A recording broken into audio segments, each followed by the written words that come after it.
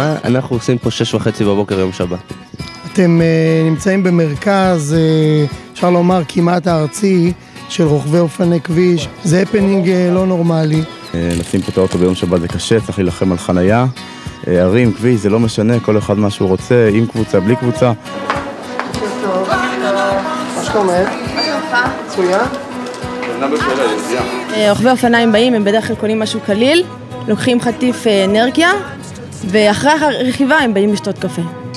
מדליקים סיגריה? מעטים. אני התחלתי לרכב עם סדר גודל של 20 קילו יותר ממה שאני כיום, התחלתי את זה בכלל כדיאטה. אני חושב שבעצם עם כל המודעות הגוברת בעולם לנושא הבריאות והתפתחות תחומי הפנאי, אנשים חיפשו מה לעשות עם עצמם. היום אנחנו עושים אימון קבוצתי שידמה שני אלמנטים. ולו קלאב זו קבוצה שהיא המאותרת ביותר בארץ מתוך 8 שנים אחרונות. 7 שנים היא לקחה את אליפות הארץ, קבוצה שמצמיחה תמיד אלופים. שנה האחרונה לצערי אני הגעתי הכי גבוה שזה שלישי וקיבלתי את זה על הראש מהקבוצה למרות שזה מקום שלישי. קווים השנה עוד שבוע לקחת את האליפות, זה מה שאנחנו יודעים לעשות. 5, 4, 3, 2, 1, צא. אנחנו הולכים לעשות עכשיו איזה קטע אישי.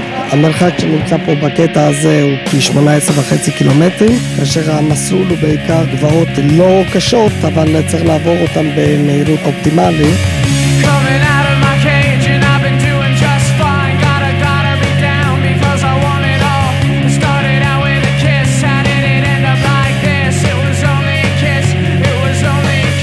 אלה אופני כביש של טרק מקרבון, רוב הקבוצה רוכבת על סרבלו, וכולם כמעט רוכבים על אופני קרבון. מה שמייחד את האופניים האלה, ולפחות החומר הזה, זה הנוחות, שלא כמו אלומיניום או ברזל, הקרבון משכך את הזעזועים. אתה יכול לרכב 150, 170, 200, כמה שאתה רוצה בעצם, תצא בלי כאבי גב. יש לך אולי כמה שקלים, חייב להגיע לבאר שבע. אופניים כאלה, זוג ממוצע אצל בקבוצה זה 30,000 שקל. ומה שחשוב שהאופניים יהיו גם קלות, בסביבות שהמינימום של האיגוד האופניים בינלאומי זה 6.7 קילו. מה שחשוב שתדע שאתה יורד איתם בירידה של נסרים וסוגר 90-100 קמ"ש, תדע שזה הדבר הזה לא הולך להתפרק לך, שאתה יכול להשכיב איתו בסיבובים, זה מה שחשוב באופניים טובות.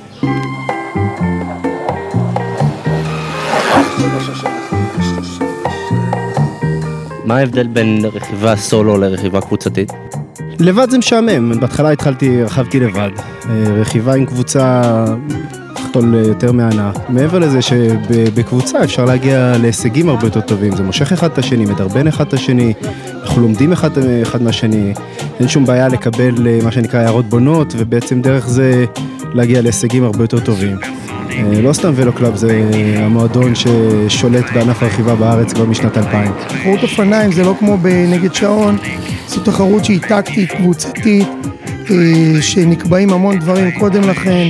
בעיקרון יש תמיד רוכבים פייבוריטים, או רוכב פייבוריט מסומן, ואנחנו כביכול שומרים עליו וצריכים לתת לו את כל האופציות להגיע לקו הסיום ראשון, וזה אומר לשמור אותו טרי לפעמים, להגיב על ניסיונות בריחה של קבוצות אחרות, ליזום ניסיונות בריחה. זה מרוץ שהוא לאנשים מהצד, זה נראה משהו פשוט, כולם רוכבים, אבל זה משהו מאוד מאוד מורכב, ומשהו שחושבים עליו המון. בתחרות אנחנו משתדלים לעבוד במשמעת קבוצתית עם טקטיקה שאנחנו מקבלים אותה ביחד, זאת אומרת אף אחד לא מכתיב אותה, זאת אומרת, כמובן שלמאמנים יש את המילה האחרונה, אבל דעתם של כולם משמעת והרעיונות עולים, ודרך זה בעצם אנחנו מגבשים את האסטרטגיות שלנו ואת הטקטיקות למרוצים. לא קצת מפחיד לרכב בארץ? היום אנחנו ביום שבת, זה אזור האופניים, מי שגר פה יודע שיש פה רוכבים על הכבישים, אין לו ברירה בעצם לדעת את זה, יש לנו 2 רכבי ליווי, זה הדרך לרכב. לא אגיד לך שאנחנו לא רוכבים לבד, אבל בוחרים כבישים שקטים כמו הכביש של פלמחים, זה כביש פנימי, כמה שפחות אימונים בכבישים עמוסים ולבד. זה פריקת מתחים של כל השבוע, אנדורפינים בגוף, אדרנלין עולה, מדהים.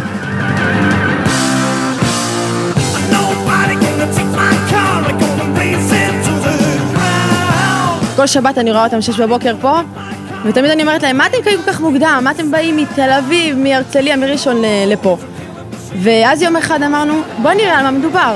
באמת יצאנו לרכיבה, גיליתי שיש בזה הרבה אתגר, ואני בערך מבינה עכשיו למה הם פה.